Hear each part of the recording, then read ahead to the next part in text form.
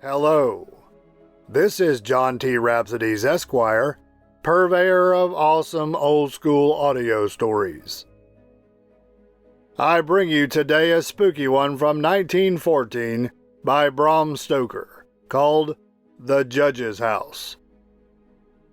Bram Stoker walked the earth from 1847 to 1912, mostly in Ireland. He is best known today for writing the 1897 novel Dracula. The following story was published 2 years after Stoker's death in a collection of stories titled Dracula's Guest and Other Weird Stories. Please note that the following story does not involve vampires, but rather a more sinister and realistic foe. If you like awesome old-school audio stories from old minds that were once young minds, brought to you free of charge and with a grateful heart, consider while listening to subscribe to this channel and turn on notifications to get notice of new stories. Some funny, some spooky, others somewhere in between, and all awesome. Usually at least once a week. These simple acts will help this channel immensely. And now, hear the words of old. The Judge's House, from 1914, by Bram Stoker. When the time for his examination drew near, Malcolm Malcolmson made up his mind to go somewhere else to read by himself. He feared the attractions of the seaside, and also he feared complete rural isolation, for of old he knew its charms. And so he determined to find some unpretentious little town where there would be nothing to distract him. He refrained from asking suggestions from any of his friends, for he argued that each would recommend some place of which he had knowledge, and where he had already made acquaintances. As Malcolmson wished to avoid friends, he had no wish to encumber himself with the attention of friends' friends, and so he determined to look out for a place for himself. He packed a portmanteau with some clothes and all the books he required, and then took ticket for the first name on the local timetable which he did not know. When at the end of 3 hours' journey, he alighted at Benchurch, and felt satisfied that he had so far obliterated his tracks as to be sure of having a peaceful opportunity of pursuing his studies. He went straight to the one inn which the sleepy little place contained, and put up for the night. Benchurch was a market town, and once in 3 weeks was crowded to excess. But for the remainder of the 21 days, it was as attractive as a desert. Malcolmson looked around the day after his arrival to try to find quarters more isolated than even so quiet an inn as that called the Good Traveller afforded. There was only one place which took his fancy, and it certainly satisfied his wildest ideas regarding quiet. In fact, quiet was not the proper word to apply to it. Desolation was the only term conveying any suitable idea of its isolation. It was an old rambling, heavy-built house of the Jacobean style, with heavy gables and windows unusually small, and set higher than was customary in such houses, and was surrounded with a high brick wall massively built. Indeed, on examination, it looked more like a fortified house than an ordinary dwelling. But all these things pleased Malcolmson. Here, he thought, is the very spot I have been looking for. and if I can get opportunity of using it, I shall be happy." His joy was increased when he realized beyond doubt that it was not at present inhabited. From the post office he got the name of the agent, who was rarely surprised at the application to rent a part of the old house. Mr. Carnford, the local lawyer and agent, was a genial old gentleman, and frankly confessed his delight at anyone being willing to live in the house. "To tell you the truth," said he, "I should be only too happy, on behalf of the owners, to let anyone have the house rent-free for a term of years, if only to accustom the people here to see it inhabited. It has been so long empty that some kind of absurd prejudice has grown up about it, and this can be best put down by its occupation. If only," he added with a sly glance at Malcolmson, "by a scholar like yourself who wants its quiet for a time." Malcolmson thought it needless to ask the agent about the absurd prejudice. He knew he would get more information, if he should require it, on that subject from other quarters. He paid his 3 months' rent, got a receipt, and the name of an old woman who would probably undertake to do for him, and came away with the keys in his pocket. He then went to the landlady of the inn, who was a cheerful and most kindly person, and asked her advice as to such stores and provisions as he would be likely to require. She threw up her hands in amazement when he told her where he was going to settle himself. "Not in the judge's house," she said, and grew pale as she spoke. He explained the locality of the house, saying that he did not know its name. When he had finished, she answered, "Aye, sure enough, the very place. It is the judge's house, sure enough." He asked her to tell him about the place, why so called, and what there was against it. She told him that it was so called locally, because it had been many years before. How long she could not say, as she was herself from another part of the country, but she thought it must have been 100 years or more. The abode of a judge who was held in great terror on account of his harsh sentences and his hostility to prisoners. As to what there was against the house itself, she could not tell. She had often asked, but no one could inform her. But there was a general feeling that there was something, and for her own part, she would not take all the money in Drinkwater's bank and stay in the house an hour by herself. Then she apologized to Malcolmson for her disturbing talk. "It is too bad of me, sir, and you, and a young gentleman, too, if you will pardon me saying it, going to live there all alone. If you were my boy, and you'll excuse me for saying it, you wouldn't sleep there a night, not if I had to go there myself and pull the big alarm bell that's on the roof." The good woman was so manifestly in earnest, and was so kindly in her intentions, that Malcolmson, although amused, was touched.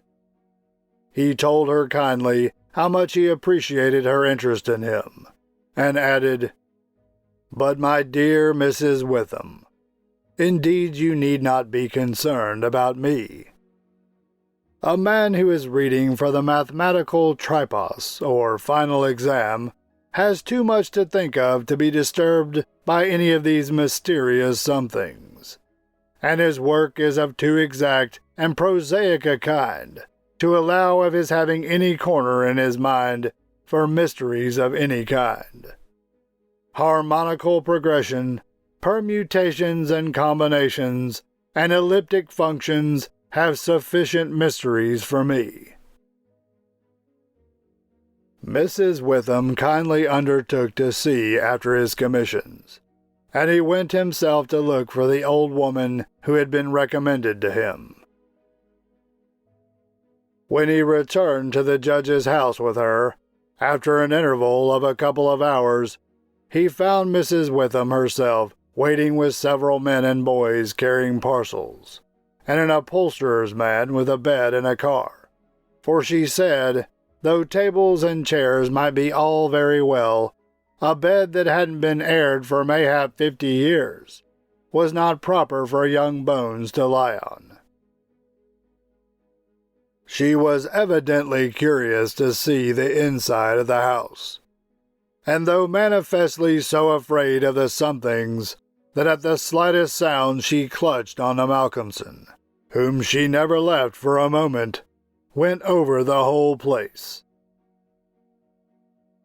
After his examination of the house, Malcolmson decided to take up his abode in the great dining room, which was big enough to serve for all his requirements.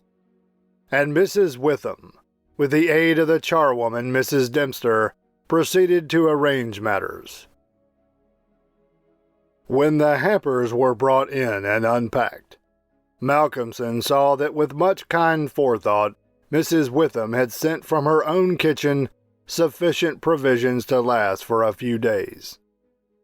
Before going, she expressed all sorts of kind wishes, and at the door turned and said, "And perhaps, sir, as the room is big and draughty, it might be well to have one of those big screens put round your bed at night, though, truth to tell, I would die myself if I were to be so shut in with all kinds of things that put their heads round the sides, or over the top, and look on me."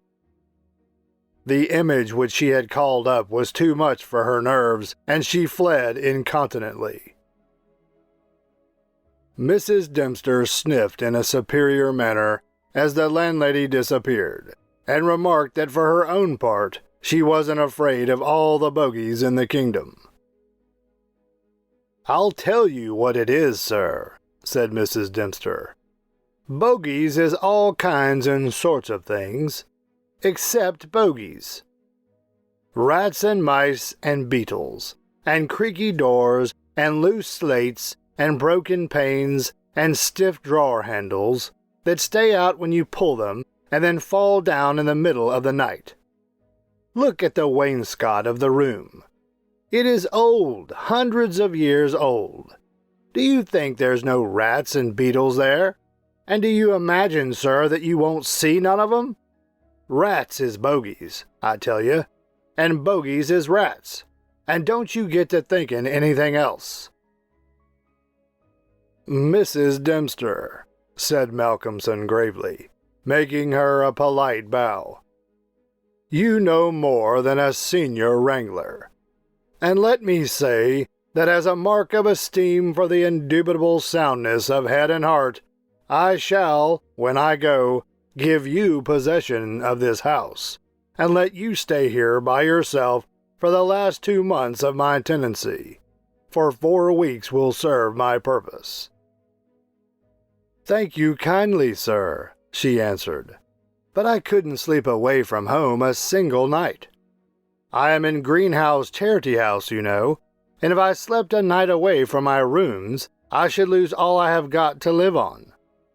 The rules is very strict, and there's too many watchin' for a vacancy for me to run any risks in the matter. Only for that, sir, I'd gladly come here and attend on you altogether during your stay." "My good woman," said Malcolmson hastily, "I have come here on purpose to obtain solitude, and believe me that I am grateful to the late Greenhow for having so organized his admirable charity, whatever it is, that I am perforce denied the opportunity of suffering from such a form of temptation as to have you stay here with me. St. Anthony himself could not be more rigid on the point." The old woman laughed harshly. "Ah, you young gentlemen," she said. "You don't fear for naught, and belike you'll get all the solitude you want here." She set to work with her cleaning, and by nightfall, when Malcolmson returned from his walk, he always had one of his books to study as he walked. He found the room swept and tidied, a fire burning in the old hearth, the lamp lit, and the table spread for supper with Mrs. Witham's excellent fare. "This is comfort indeed," he said, as he rubbed his hands. When he had finished his supper, and lifted the tray to the other end of the great oak dining table, he got out his books again, put fresh wood on the fire, trimmed his lamp, and set himself down to a spell of real hard work. He went on without pause till about 11 o'clock, when he knocked off for a bit to fix his fire and lamp and to make himself a cup of tea. He had always been a tea drinker, and during his college life had sat late at work and had taken tea late. The rest was a great luxury to him, and he enjoyed it with a sense of delicious, voluptuous ease. The renewed fire leaped and sparkled, and threw quaint shadows to the great old room. And as he sipped his hot tea, he reveled in this sense of isolation from his kind. Then it was that he began to notice, for the first time, what a noise the rats were making. "Surely," he thought, "they cannot have been at it all the time I was reading. Had they been, I must have noticed it." Presently, when the noise increased, he satisfied himself that it was really new. It was evident that at first the rats had been frightened at the presence of a stranger and the light of fire and lamp. But as the time went on, they had grown bolder, and were now disporting themselves as was their wont. How busy they were, and hark to the strange noises. Up and down behind the old wainscot, over the ceiling and under the floor they raced, and gnawed, and scratched. Malcolmson smiled to himself as he recalled to mind the saying of Mrs. Dempster, "Bogies is rats, and rats is bogies." The tea began to have its effect of intellectual and nervous stimulus. He saw with joy another long spell of work to be done before the night was past, and in the sense of security which it gave him, he allowed himself the luxury of a good look around the room. He took his lamp in one hand and went all around, wondering that so quaint and beautiful an old house had been so long neglected. The carving of the oak on the panels of the wainscot was fine, and on and round the doors and windows it was beautiful and of rare merit. There were some old pictures on the walls, but they were coated so thick with dust and dirt that he could not distinguish any detail of them, though he held his lamp as high as he could over his head. Here and there, as he went round, he saw some crack or hole blocked for a moment by the face of a rat, with its bright eyes glittering in the light, but in an instant it was gone, and a squeak and a scamper followed. The thing that most struck him, however, was the rope of the great alarm bell on the roof, which hung down in a corner of the room on the right-hand side of the fireplace. He pulled up close to the hearth, a great high-backed carved oak chair, and sat down to his last cup of tea. When this was done, he made up the fire and went back to his work, sitting at the corner of the table, having the fire to his left. For a little while, the rats disturbed him somewhat with their perpetual scampering, but he got accustomed to the noise as one does to the ticking of a clock or to the roar of moving water, and he became so immersed in his work that everything in the world, except the problem which he was trying to solve, passed away from him. He suddenly looked up. His problem was still unsolved, and there was in the air that sense of the hour before the dawn, which is so dread to doubtful life. The noise of the rats had ceased. Indeed, it seemed to him that it must have ceased but lately, and that it was the sudden cessation which had disturbed him. The fire had fallen low, but still it threw out a deep glow. As he looked around, he was startled in spite of his sang-froid, or self-possession under stress. There, on the great high-backed carved oak chair by the right side of the fireplace, sat an enormous rat, steadily glaring at him with baleful eyes. He made a motion to it as though to hunt it away, but it did not stir. Then he made the motion of throwing something. Still the rat did not stir, but showed its great white teeth angrily, and its cruel eyes shone in the lamplight with an added vindictiveness. Malcolmson felt amazed, and seizing the poker from the hearth, ran at it to kill it. Before, however, he could strike it, the rat, with a squeak that sounded like the concentration of hate, jumped upon the floor, and running up the rope of the alarm bell, disappeared in the darkness beyond the range of the green-shaded lamp. Instantly, strange to say, the noisy scampering of the rats in the wainscot began again. By this time, Malcolmson's mind was quite off the math problem, and as a shrill cockcrow outside told him of the approach of morning, he went to bed and to sleep. He slept so soundly that he was not even waked by Mrs. Dempster coming in to make up his room. It was only when she had tidied up the place and got his breakfast ready and tapped on the screen which closed in his bed that he woke. He was a little tired still after his night's hard work, but a strong cup of tea soon freshened him up, and taking his book, he went out for his morning walk, bringing with him a few sandwiches lest he should not care to return till dinner time. He found a quiet walk between high elms some way outside the town, and here he spent the greater part of the day studying the mathematician Laplace. On his return, he looked in to see Mrs. Witham and to thank her for her kindness. When she saw him coming through the diamond-paned bay window of her sanctum, she came out to meet him and asked him in.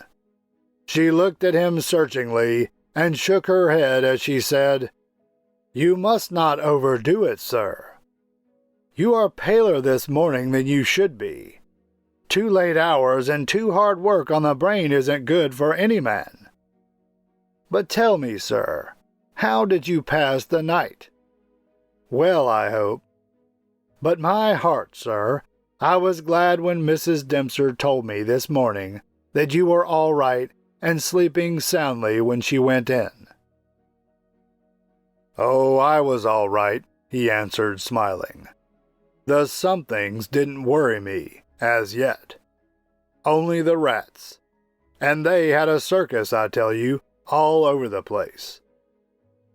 There was one wicked-looking old devil that sat up on my own chair by the fire, and wouldn't go till I took the poker to him, and then he ran up the rope of the alarm bell and got to somewhere up the wall or the ceiling. I couldn't see where, it was so dark." "Mercy on us," said Mrs. Witham. "An old devil, and sitting on a chair by the fireside. Take care, sir, take care. There's many a true word spoken in jest." "How do you mean?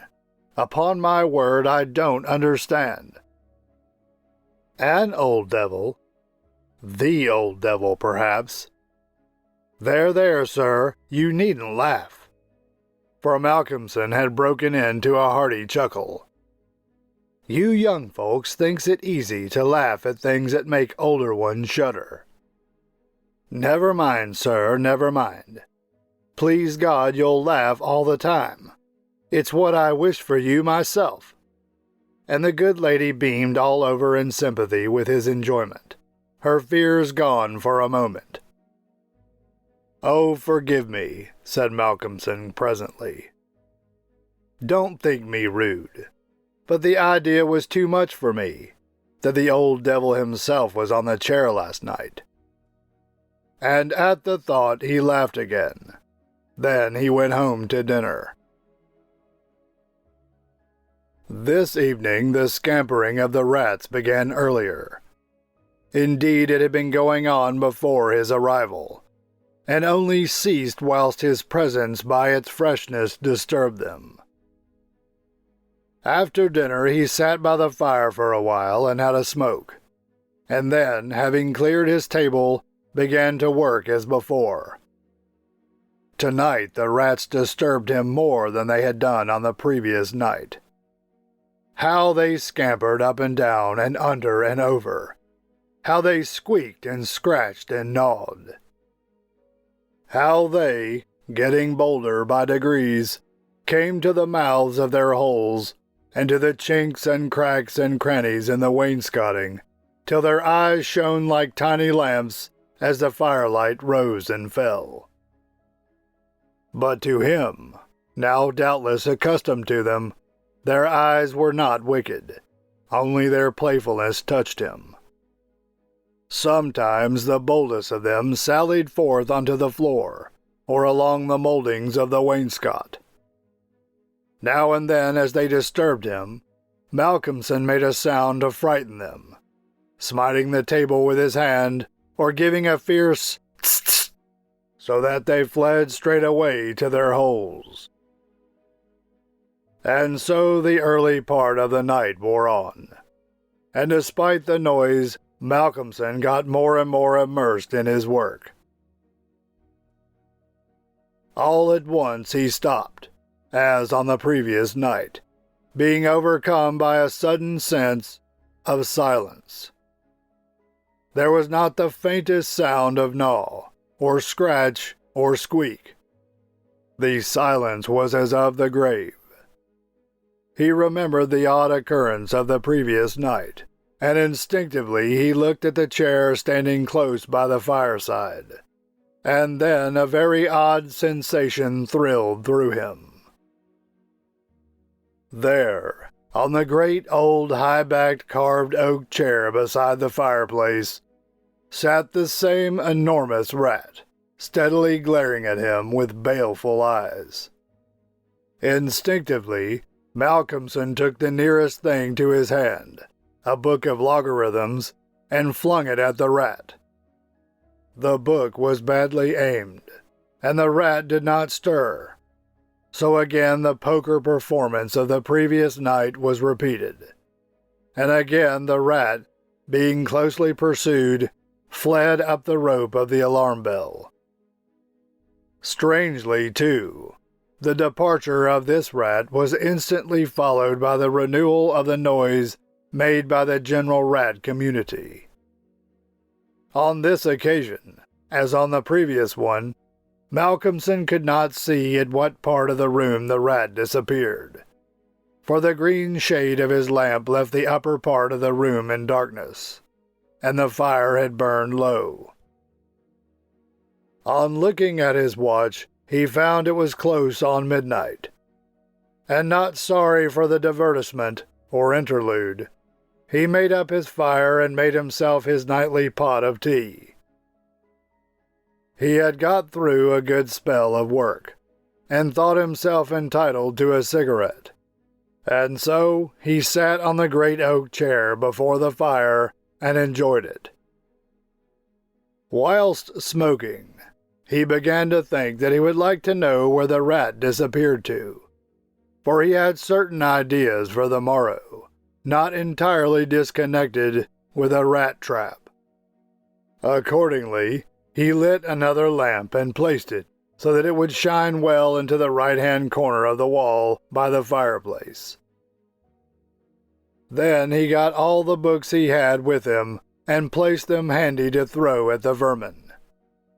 Finally, he lifted the rope of the alarm bell and placed the end of it on the table, fixing the extreme end under the lamp. As he handled it, he could not help noticing how pliable it was, especially for so strong a rope, and one not in use. You could hang a man with this rope, he thought to himself. When his preparations were made, he looked around and said complacently, "There now, my friend, I think we shall learn something of you this time." He began his work again, and though as before somewhat disturbed at first by the noise of the rats, soon lost himself in his math propositions and problems. Again he was called to his immediate surroundings suddenly. This time it might not have been the sudden silence only which took his attention. There was a slight movement of the rope, and the lamp moved. Without stirring, he looked to see if his pile of books was within range, and then cast his eye along the rope. As he looked, he saw the great rat drop from the rope on the oak armchair, and sit there glaring at him. He raised a book in his right hand, and taking careful aim, flung it at the rat. The latter, with a quick movement, sprang aside and dodged the missile. He then took another book, and a third, and flung them one after another at the rat, but each time unsuccessfully. At last, as he stood with a book poised in his hand to throw, the rat squeaked and seemed afraid. This made Malcolmson more than ever eager to strike, and the book flew and struck the rat a resounding blow. It gave a terrified squeak, and turning on his pursuer a look of terrible malevolence, ran up the chair back and made a great jump to the rope of the alarm bell and ran up it like lightning. The lamp rocked under the sudden strain, but it was a heavy one and did not topple over. Malcolmson kept his eyes on the rat, and saw it by the light of the second lamp leap to a molding of the wainscot, and disappear through a hole in one of the great pictures which hung on the wall, obscured and invisible through its coating of dirt and dust. "I shall look up my friend's habitation in the morning," said the student, as he went over to collect his books. "The third picture from the fireplace. I shall not forget." He picked up the books one by one, commenting on them as he lifted them. Conic sections he does not mind, nor cyclodal oscillations, nor the Principia, nor quaternions, nor thermodynamics. Now for the book that fetched him. Malcolmson took it up and looked at it. As he did so, he started, and a sudden pallor overspread his face. He looked round uneasily and shivered slightly, as he murmured to himself, "The Bible my mother gave me. What an odd coincidence." He sat down to work again, and the rats in the wainscot renewed their gambols. They did not disturb him, however. Somehow their presence gave him a sense of companionship. But he could not attend to his work, and after striving to master the subject on which he was engaged, gave it up in despair, and went to bed as the first streak of dawn stole in through the eastern window. He slept heavily but uneasily, and dreamed much, and when Mrs. Dempster woke him late in the morning, he seemed ill at ease, and for a few minutes did not seem to realize exactly where he was. His first request rather surprised the servant. "Mrs. Dempster, when I am out today, I wish you would get the steps and dust or wash those pictures, especially the one third from the fireplace. I want to see what they are." Late in the afternoon, Malcolmson worked at his books in the shaded walk, and the cheerfulness of the previous day came back to him as the day wore on, and he found that his reading was progressing well.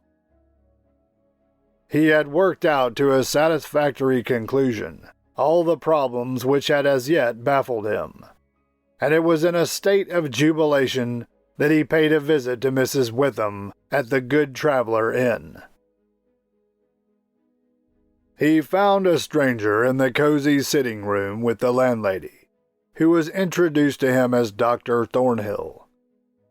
She was not quite at ease, and this, combined with the doctor's plunging at once into a series of questions, made Malcolmson come to the conclusion that his presence was not an accident. And so, without preliminary, he said, "Dr. Thornhill, I shall with pleasure answer you any question you may choose to ask me, if you will answer me one question first." The doctor seemed surprised, but he smiled and answered at once. "Done. What is it?" "Did Mrs. Witham ask you to come here and see me and advise me?" Dr. Thornhill for a moment was taken aback, and Mrs. Witham got fiery red and turned away. But the doctor was a frank and ready man, and he answered at once and openly. "She did, but she didn't intend you to know it. I suppose it was my clumsy haste that made you suspect. She told me that she did not like the idea of you being at that house all by yourself, and that she thought you took too much strong tea. In fact, she wants me to advise you, if possible, to give up the tea and the very late hours. I was a keen student in my time, so I suppose I may take the liberty of a college man, and without offense, advise you not quite as a stranger." Malcolmson, with a bright smile, held out his hand. "Shake, as they say in America," he said. "I must thank you for your kindness, and Mrs. Witham too, and your kindness deserves a return on my part. I promise to take no more strong tea, no tea at all till you let me, and I shall go to bed tonight at 1 o'clock at the latest. Will that do?" "Capital," said the doctor. "Now tell us all that you noticed in the old house." And so Malcolmson, then and there, told in minute detail all that had happened in the last 2 nights. He was interrupted every now and then by some exclamation from Mrs. Witham, till finally, when he told of the episode of the Bible, the landlady's pent-up emotions found vent in a shriek, and it was not till a stiff glass of brandy and water had been administered that she grew composed again. Dr. Thornhill listened with a face of growing gravity, and when the narrative was complete and Mrs. Witham had been restored, he asked, "The rat always went up the rope of the alarm bell?" "Always," said Malcolmson. "I suppose you know," said the doctor after a pause, "what the rope is?" "No, I do not," said Malcolmson. "It is," said the doctor slowly, "the very rope which the hangman used for all the victims of the judge's judicial rancor." Here he was interrupted by another scream from Mrs. Witham, and steps had to be taken for her recovery. Malcolmson, having looked at his watch, and found that it was close to his dinner hour, had gone home before her complete recovery. When Mrs. Witham was herself again, She almost assailed the doctor with angry questions as to what he meant by putting such horrible ideas into the poor young man's mind. "He has quite enough there already to upset him," she added. Dr. Thornhill replied, "My dear madam, I had a distinct purpose in it. I wanted to draw his attention to the bell rope, and to fix it there. It may be that he is in a highly overwrought state, and has been studying too much, although I am bound to say that he seems as sound and healthy a young man, mentally and bodily, as I ever saw. But then again, the story of the rats, and that suggestion of the devil. Well, I don't know." The doctor shook his head and went on. "I would have offered to go and stay the first night with him, but I felt sure it would have been a cause of offense. He may get in the night some strange fright or hallucination, and if he does, I want him to pull that rope. All alone as he is, it will give us warning, and we may reach him in time to be of service. I shall be sitting up pretty late tonight, and shall keep my ears open. Do not be alarmed if Benchurch gets a surprise before morning." "Oh, doctor, what do you mean?" said Mrs. Witham. "I mean this, that possibly, nay, more probably, we shall hear the great alarm bell from the judge's house tonight," and the doctor made about as effective an exit as could be thought of. When Malcolmson arrived home, he found that it was a little after his usual time, and Mrs. Dempster had gone away. The rules of Greenhouse Charity House were not to be neglected. He was glad to see that the place was bright and tidy, with a cheerful fire and a well-trimmed lamp. The evening was colder than might have been expected in April, and a heavy wind was blowing with such rapidly increasing strength that there was every promise of a storm during the night. For a few minutes after his entrance, the noise of the rats ceased, but so soon as they became accustomed to his presence, they began again. He was glad to hear them, for he felt once more the feeling of companionship in their noise, and his mind ran back to the strange fact that they only ceased to manifest themselves when that other, the great rat with the baleful eyes, came upon the scene. Only the reading lamp was lit, and its green shade kept the ceiling and the upper part of the room in darkness, so that the cheerful light from the hearth, spreading over the floor and shining on the white cloth laid over the end of the table, was warm and cheery. Malcolmson sat down to his dinner with a good appetite and a buoyant spirit. After his dinner and a cigarette, he sat steadily down to work, determined not to let anything disturb him, for he remembered his promise to the doctor, and made up his mind to make the best of the time at his disposal.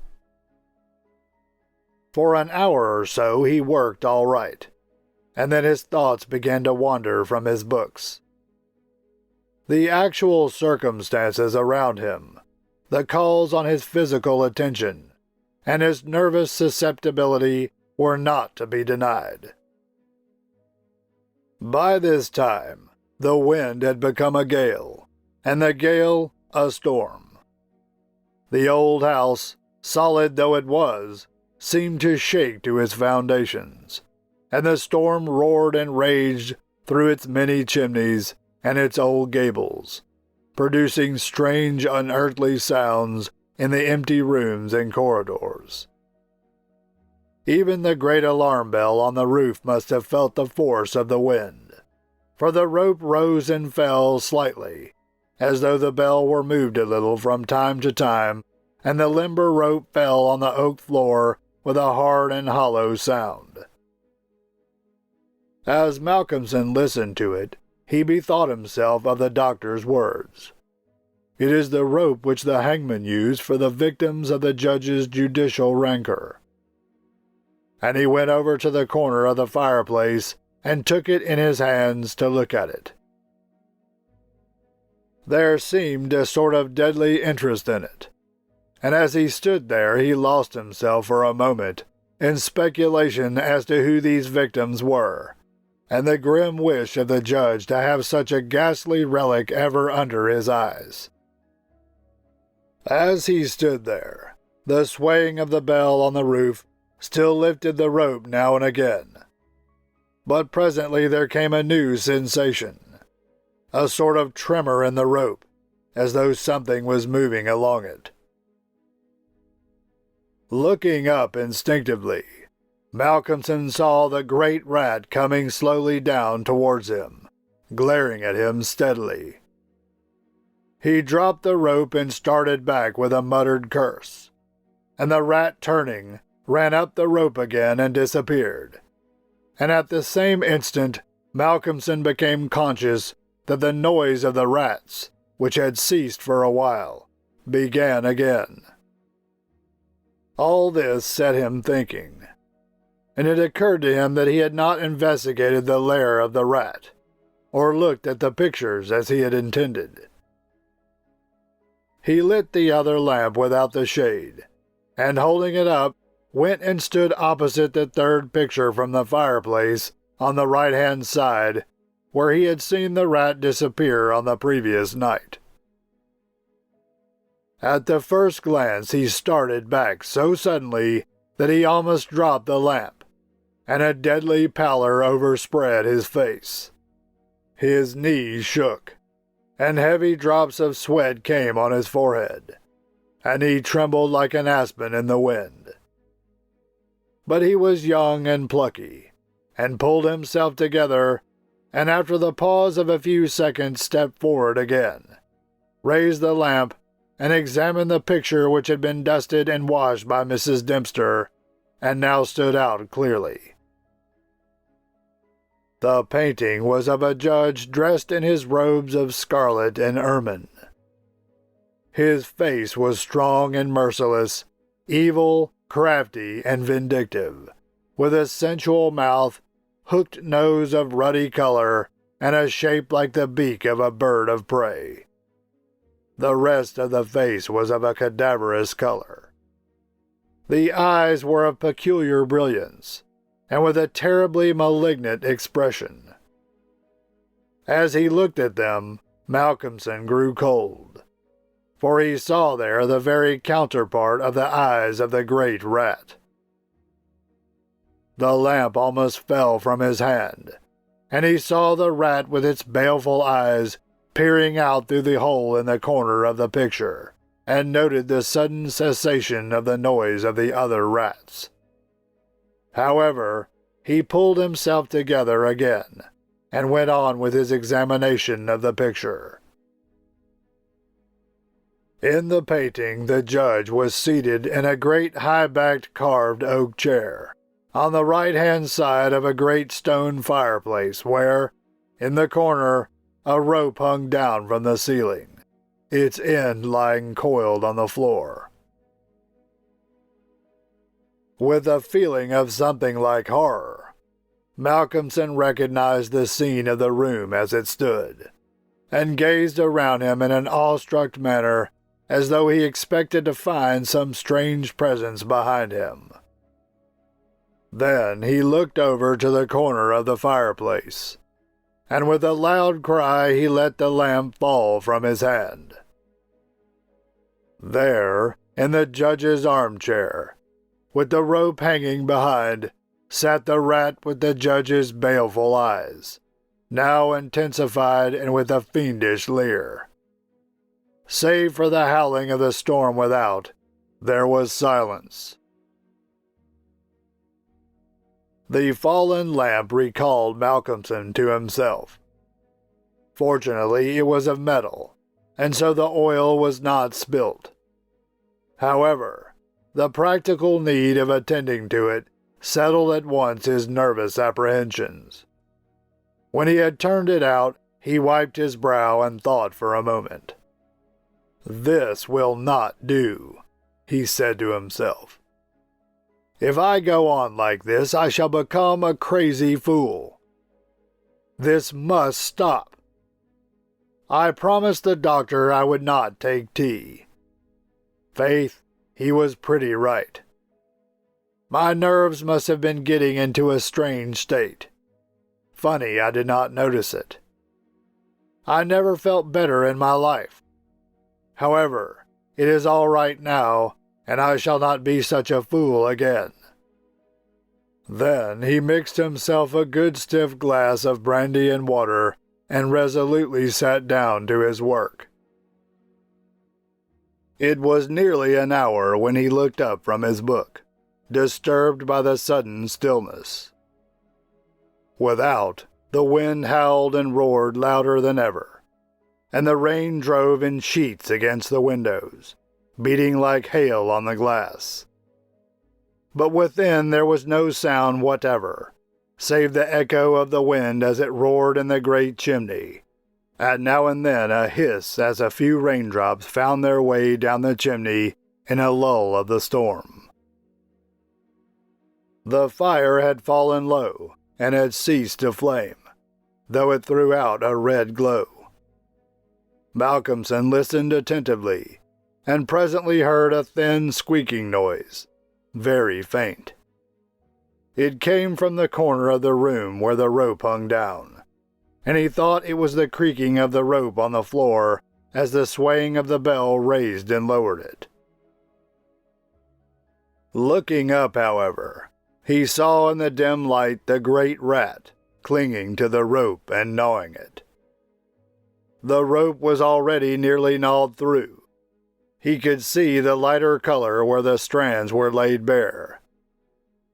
As he looked, the job was completed, and the severed end of the rope fell clattering on the oaken floor, whilst for an instant the great rat remained like a knob or tassel at the end of the rope, which now began to sway to and fro.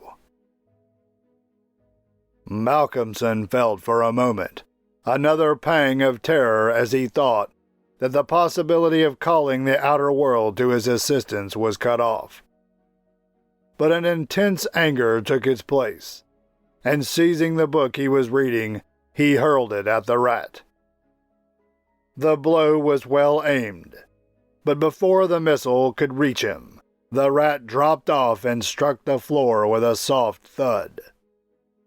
Malcolmson instantly rushed over towards him, but it darted away and disappeared in the darkness of the shadows of the room. Malcolmson felt that his work was over for the night, and determined then and there to vary the monotony of the proceedings by a hunt for the rat, and took off the green shade of the lamp so as to ensure a wider spreading light. As he did so, the gloom of the upper part of the room was relieved, and in the new flood of light, great by comparison with the previous darkness, the pictures on the wall stood out boldly. From where he stood, Malcolmson saw right opposite to him the third picture on the wall from the right of the fireplace. He rubbed his eyes in surprise, and then a great fear began to come upon him. In the center of the picture was a great irregular patch of brown canvas, as fresh as when it was stretched on the frame. The background was as before, with chair and chimney corner and rope, but the figure of the judge had disappeared. Malcolmson, almost in a chill of horror, turned slowly round, and then he began to shake and tremble like a man in a palsy. His strength seemed to have left him, and he was incapable of action or movement, hardly even of thought. He could only see and hear. There, on the great high-backed carved oak chair, sat the judge, in his robes of scarlet and ermine, with his baleful eyes glaring vindictively, and a smile of triumph on the resolute, cruel mouth as he lifted with his hands a black cap. Malcolmson felt as if the blood was running from his heart, as one does in moments of prolonged suspense. There was a singing in his ears. Without, he could hear the roar and howl of the tempest, and through it, swept on the storm, came the striking of midnight by the great chimes in the marketplace. He stood for a space of time that seemed to him endless. He was still as a statue, and with wide-open, horror-struck eyes, breathless.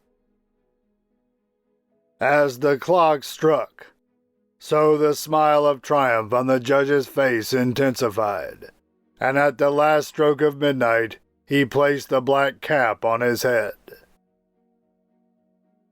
Slowly and deliberately, the judge rose from his chair and picked up the piece of the rope of the alarm bell which lay on the floor, drew it through his hands as if he enjoyed its touch, and then deliberately began to knot one end of it, fashioning it into a noose. This he tightened and tested with his foot, pulling hard at it till he was satisfied, and then making a running noose of it, which he held in his hand. Then he began to move along the table on the opposite side to Malcolmson, keeping his eyes on him until he had passed him, when with a quick movement he stood in front of the door. Malcolmson then began to feel that he was trapped, and tried to think of what he should do. There was some fascination in the judge's eyes which he never took off him, and he had perforce to look. He saw the judge approach, still keeping between him and the door, and raise the noose and throw it towards him as if to entangle him. With a great effort he made a quick movement to one side and saw the rope fall beside him, and heard it strike the oaken floor. Again the judge raised the noose and tried to ensnare him, ever keeping his baleful eyes fixed upon him, and each time by a mighty effort the student just managed to evade it. So this went on for many times, the judge seeming never discouraged nor discomposed at failure, but playing as a cat does with a mouse. At last, in despair, which had reached its climax, Malcolmson cast a quick glance round him. The lamps seemed to have blazed up, and there was a fairly good light in the room. At the many rat-holes and in the chinks and crannies of the wainscot, he saw the rat's eyes, and this aspect that was purely physical gave him a gleam of comfort. He looked around and saw that the rope of the great alarm bell was laden with rats.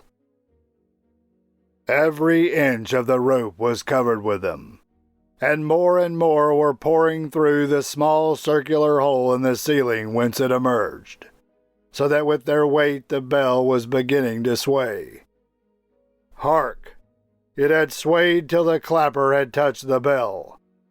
The sound was but a tiny one, but the bell was only beginning to sway, and it would increase.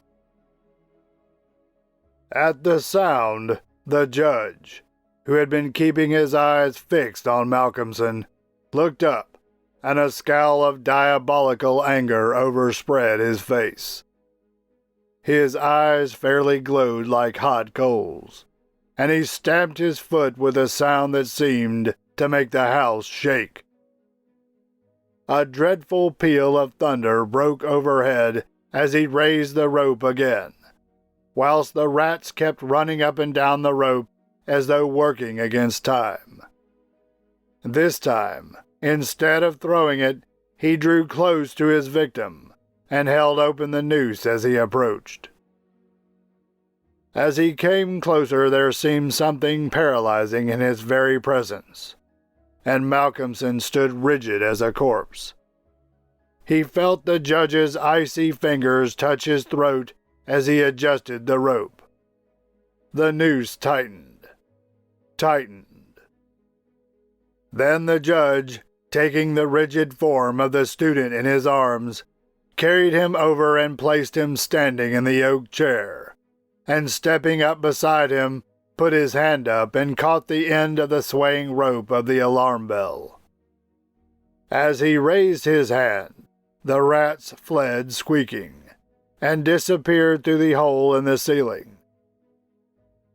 Taking the end of the noose, which was round Malcolmson's neck, the judge tied it to the hanging bell rope, and then descending, pulled away the chair.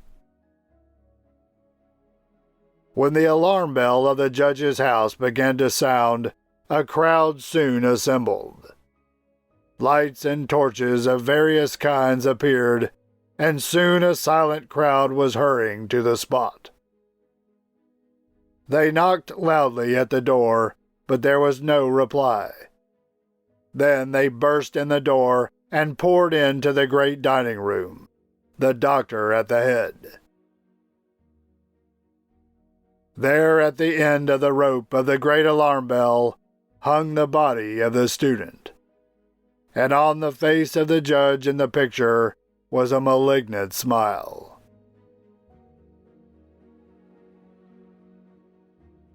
And that concludes Bram Stoker's 1914 story called The Judge's House. What did you think is meant by this story? Leave your thoughts in the comments section. I would be glad to read them. This is John T. Rhapsodies, Esquire, purveyor of awesome old-school audio stories. Thank you for listening. You can hear more stories like this in the channel's playlists. Find them by staying tuned for the last 20 seconds of this video and clicking on the end screen icons. You can also go to the channel homepage and click on the playlist tab. If you enjoyed this story and would like to hear more, please download the YouTube app, create an account, subscribe to this channel, like this video by clicking on the thumbs up icon, leave your thoughts in the comments section, click the notification bell, and share the videos with your friends so that they too can hear the words of old.